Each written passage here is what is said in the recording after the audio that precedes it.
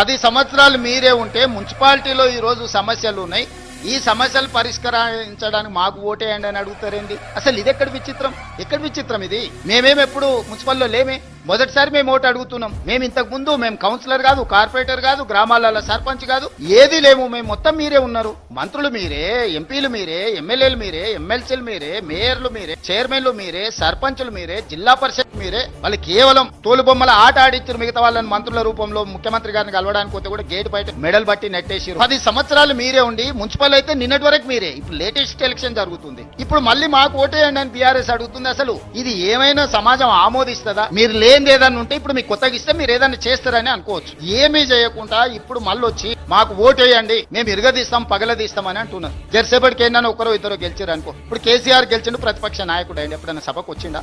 నాయకుడే ఎట్లుంటే కిందోళ్ళు ఎట్లుంటారు? రేపు వీళ్ళు వస్తారా మున్సిపాలిటీకి? 12 సంవత్సరాల మోడీ గారి పరిపాలన, 10 సంవత్సరాల చంద్రశేఖరరావు గారి దోపిడీని, 2 సంవత్సరాల మా సంక్షేమాన్ని, అభివృద్ధిని బేరీజు వేసుకొని మీరు తీర్పు ఇవ్వండి. మీ గల్లీలో మీ సమస్యలు పరిష్కారం కావాలంటే ఢిల్లీ నుంచి మోడీ గారు మన గల్లీలో మోరీ తీయడానికి వస్తారా? ఫామ్ హౌస్ లో ఉన్న కేసీఆర్ గారు మన నీటి సమస్యను, మన కరెంటు సమస్యను పరిష్కరిస్తాడా?